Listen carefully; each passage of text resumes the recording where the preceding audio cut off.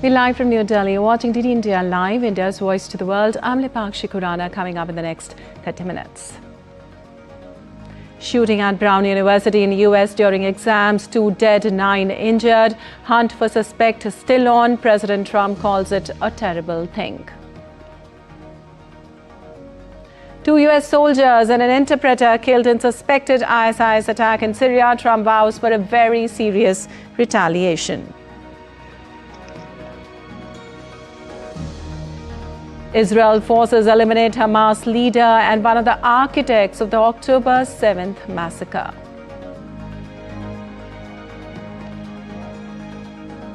Ukrainian President Volodymyr Zelensky is set to meet US and European representatives in Berlin to discuss the fundamentals of peace. And in cricket, India to face South Africa in 5-match T20 international series finally poised as crucial third match looms in Dharamshala.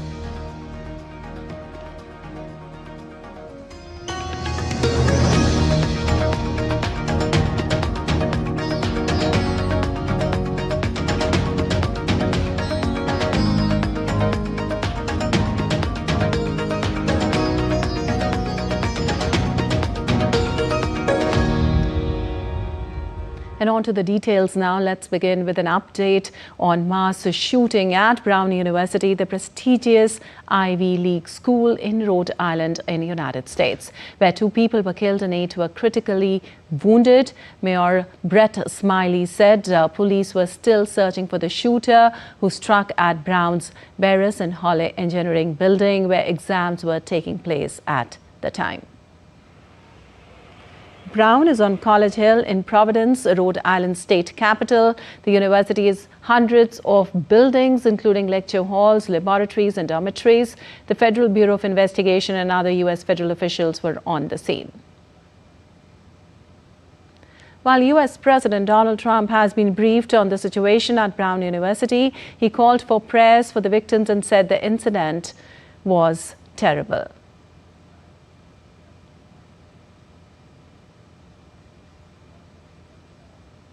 I've been fully briefed on the Brown University situation, what a terrible thing it is. And all we can do right now is pray for the victims and for those that were very badly hurt, it looks like. And we'll inform you later as to what's happening, but it's a shame. It's a shame. Just pray. Well, also, U.S. President Donald Trump condemned an attack that killed 2 U.S. Army soldiers and a civilian interpreter when a suspected Islamic State attacker targeted a convoy of American and Syrian forces. Now, the attacker was a member of the Syrian security forces. 3 U.S. soldiers were also wounded in the attack. The loss of 3 great patriots in Syria. You know how it happened. It was an ambush, terrible. We also have 3 wounded that seem to be doing pretty well. But we mourn the loss. These are 3 great people. And it's just a terrible thing. Syria, by the way, was fighting along with us. The new president of Syria is, as they told me, and I'm not surprised, he's devastated by what happened. This was an ISIS attack on us and Syria. Well, initial assessments indicated that Islamic State probably carried out the attack, although the militant group did not immediately claim responsibility. And U.S. envoy Steve Witkoff and President Donald Trump's son-in-law Jared Kushner are expected to meet Ukrainian President Volodymyr Zelensky and European leaders in Berlin this weekend. The official said that Witkoff will also meet with his counterparts from France, Britain and Germany on Sunday and Monday. On Thursday, the White House said Trump would only send an official to the meeting if he felt there was enough progress to be made in the peace talks. Also, the meeting comes just days after Zelensky said he will offer a revised peace proposal after disagreeing with several points in President Trump's initial plan. Zelensky said on Saturday he would meet U.S. and European representatives to discuss fundamentals of peace. He said Ukraine needed a dignified peace and a guarantee that Russia would not attack again. Also speaking in an evening address, Zelensky also spoke about Russian strikes. He said striking such ships is direct a challenge by Russia to the entire world. Russia attacked 2 Ukrainian ports on Friday, damaging 3 Turkish-owned vessels, including a ship carrying food supplies, days after Moscow threatened to cut Ukraine off from the sea. And Belarus has freed 123 prisoners, including Nobel Peace Prize winner Alice Bialyatsky and leading opposition figure Maria Kolesnikova, in exchange for sanctions relief from the United States. U.S. Special Envoy for Belarus, John Coel, announced the lifting of sanctions on potash on Saturday after 2 days of talks with Belarusian President Alexander Lukashenko in Minsk. Coel said that around 1,000 remaining political prisoners in Belarus could be released, hopefully in one big group, in the coming months. In return, the U.S. agreed to lift sanctions on Belarusian potash. Potash is a key component in fertilizers, and the former Soviet state is a leading global producer. The prisoner release was by far the biggest by Lukashenko since Trump's administration opened talks this year with a veteran authoritarian leader, a close ally of Russian President Vladimir Putin. And separately, Ukraine's Prisoner of War Coordination Center said it had received 114 prisoners released by Belarus, including Ukrainian citizens accused of working for Ukrainian intelligence and Belarusian political prisoners. The center's statement said the released captives would receive medical attention, adding that the Belarusian citizens who so wished would subsequently be transported to Poland or Lithuania. Ukrainian President Volodymyr Zelensky said 5 Ukrainian citizens were among those freed. And the U.S. government carried out seizure of the MT skipper off the coast of Venezuela this week, just as a judge-signed warrant was set to expire, according to the document which was unsealed on Friday. Now, the warrant signed by U.S. magistrate judge on the 26th of November gave the Trump administration authority to seize the vessel until 10th of December. The skipper left Venezuela's main oil port of Jos after loading some 1.8 million barrels of Venezuela's Mare heavy crude. This week's seizure, which was condemned by the Venezuelan government of the vessel, was the latest escalation in growing tensions between Washington and Caracas. In recent months, the U.S. had carried out several strikes against suspected drug vessels in the region. President Donald Trump has repeatedly floated the possibility of a U.S. military intervention in Venezuela as the U.S. continues to build up its military forces in and around the southern Caribbean. And U.S. military aircraft and vessels, helicopters were observed operating in and around southern Puerto Rico. 2 U.S. Navy San Antonio-class amphibious transport dock ships were also seen offshore at Puerto Las America. The activity comes amid heightened U.S. military operations in the Caribbean. In recent months, President Donald Trump has intensified pressure on Venezuela, overseeing a significant military build-up in the region. And hundreds of government supporters protested in Caracas against the U.S. seizure of an oil tanker in Caribbean waters.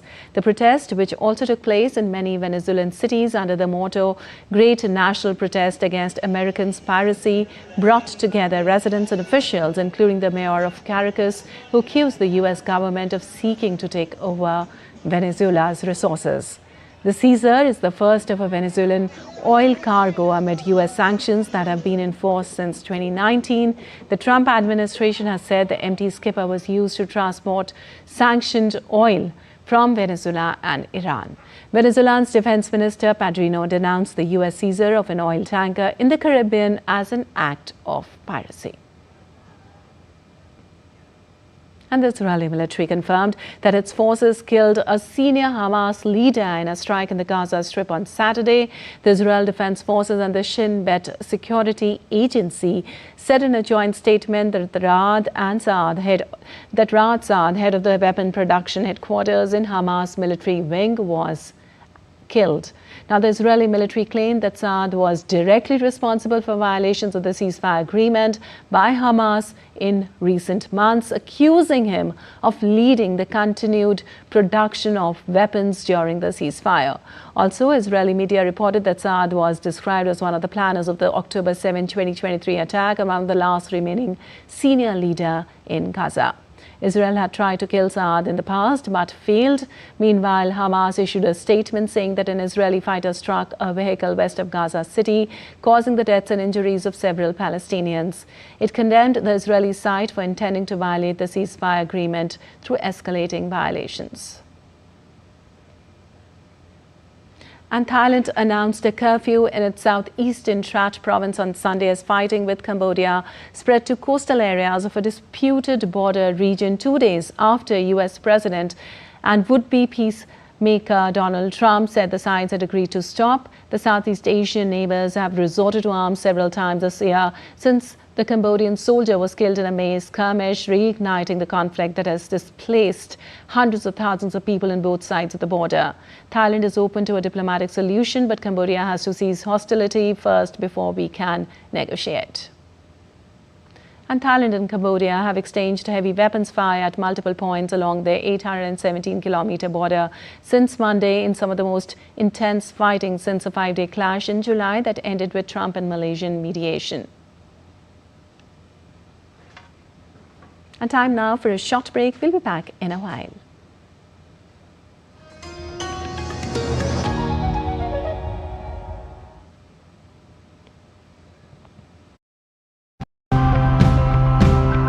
Green technology can really help protect our planet if it doesn't harm our communities in the process.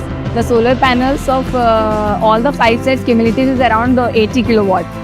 So per year there is a saving of around 1 lakh units. As long as you have high concentrations versus low, then you can sort of harvest energy this way. Each village has its own unique problems. We need to develop a scientifically sound yet simple model that local people can understand and implement. Work outdoors where environmental conditions constantly change. Some weeds are larger, some smaller with different leaf shapes. With AI, many of them can be learned and controlled much more easily. That's why AI is a small revolution in this field.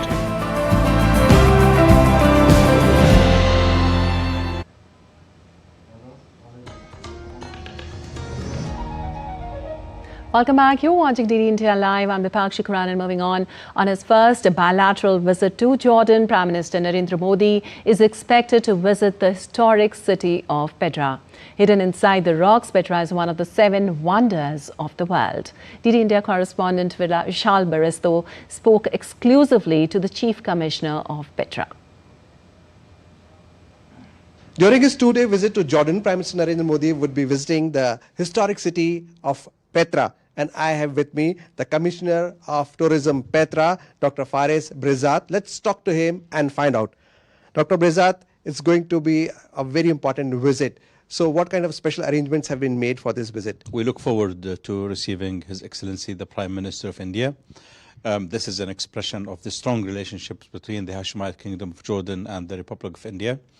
Both Petra and Taj Mahal in India are members of the new 7 wonders of the world, and we have an agreement with Taj Mahal, and we would like to extend collaboration between Jordan and India in the archaeological and tourism fields, and that would include not only signing these agreements but also expanding the joint marketing between India and Jordan. Jordan is a destination for Indian wedding. You've just mentioned about the Taj Mahal. There are caves like Ajanta Ellora in India that that have similarity like the Petra. So any arrangement with on that part? Yes, we'll be signing a new agreement with Ajanta Ellora. And that is going to be in terms of joint archaeological research and also for tourism purposes. We intend to expand that to include other similar areas where there are similarities between Petra and locations in India. Now, when we talk about agreement, what kind of agreement is it beyond research? Joint marketing is going to be included in that, and also exchange of knowledge. We will be receiving members of the Indian sites to Jordan, and also we will be sending some of our researchers and administrators to learn from one another. Now, when we talk about the Prime Minister's upcoming visit, what kind of special arrangements have been made in Petra? Well, we worked with all parties in Jordan and in India to make sure that his visit is smooth. And he would get a feel of Petra. There will be arrangements from the visitor center throughout the Sikh to the treasury of Petra and to the main trail of the archaeological park. And on that, he will be seeing many of the monuments that are globally formed. How will this visit of the Prime Minister Narendra Modi give a new impetus to the already strong relations between India and Jordan, especially in terms of the cultural relations and also promotion of sites like Petra? We have high expectations. We expect more Indians to come to Jordan as guests and tourists. And we are already working hard on the air connectivity. So there you heard Dr. Brezat. The Prime Minister visit is going to be very, very important, and it would bring India and Jordan more closer. With cameraman Pramod in Amman, this is Vishal Baristo for TT India. Well, beyond diplomacy, India-Jordan ties are rooted in culture and people-to-people bonds. From Bollywood and yoga to Petra and Wadi Rum, shared heritage brings the two societies closer. Cultural exchanges and a vibrant Indian community continues to strengthen this enduring connection. TT India's Tapas Bhattacharya has this more report.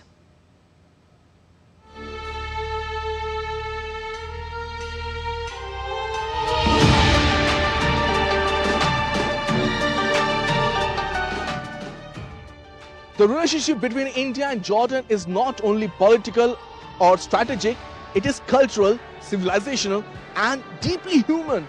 Their connection can be traced back to centuries when traders, travelers, and scholars moved across ancient routes linking the Indian subcontinent to the Arab world.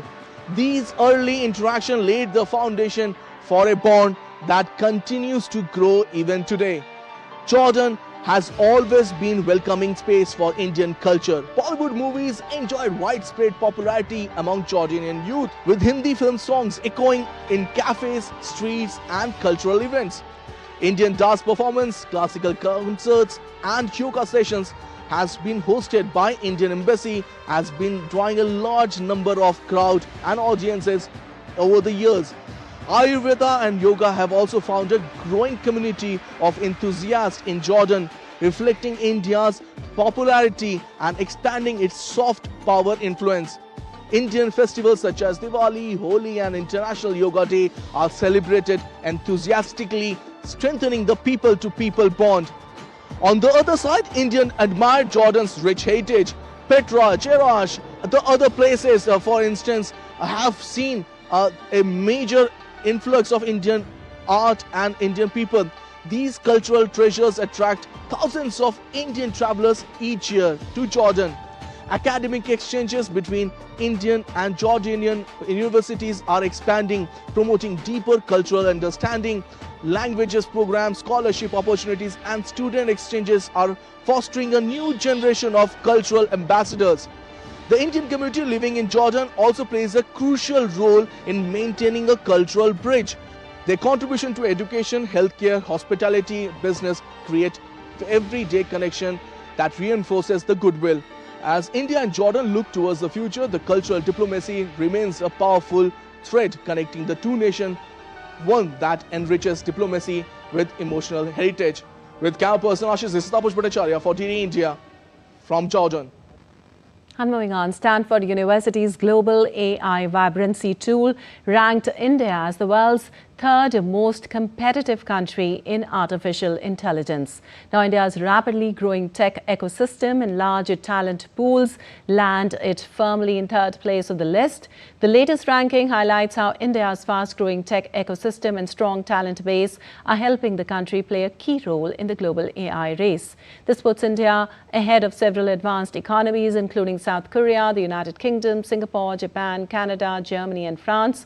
This ranking reflects not just R&D output, but economic strength, policy engagement, and public awareness of artificial intelligence. And India observes National Energy Conservation Day, an occasion to highlight the importance of energy efficiency and showcase the country's achievements in conserving energy, lowering emissions, and helping the country achieve its climate action goals. Under the leadership of Prime Minister Narendra Modi, energy conservation has become a mass movement focused on reducing wastage, cutting costs, and building a sustainable future. In 2025, under the leadership of Prime Minister Modi, India has achieved a major clean energy milestone. 5 years ahead of its 2030 target, over 50% of country's installed power capacity now comes from non-fossil fuel sources, including solar, wind, hydro, and nuclear. Bharat ने तय किया था कि हम 2030 तक clean energy Bharat में 50% पहुंचा देंगे। मेरे देशवासियों को विकसित भारत बनाने का संकल्प को पूर्ण करने के लिए उनकी दौड़ देखिए। हमने जो लक्ष्य 2030 में तय किया था वो 50% क्लीन एनर्जी का लक्ष्य 2025 में हमने कर लिया। One of the most successful initiatives in the Ujala scheme, over 36 crore LED bulbs have been distributed across the country, leading to annual energy savings of over 47 billion units and a reduction of nearly 38 million tons of carbon dioxide emissions every year, while saving households thousands of rupees on electricity bills. In the industrial sector, the Perform Achieve Trade scheme has driven energy savings by setting targets for energy-intensive sectors. This market-based mechanism has helped industries lower energy consumption while boosting competitiveness. Power sector efficiency has also improved under reforms such as Uday scheme. Aggregate technical and commercial losses have reduced in several states, easing the financial burden on distribution companies and improving power availability for consumers. Energy conservation efforts are complemented by India's clean energy push.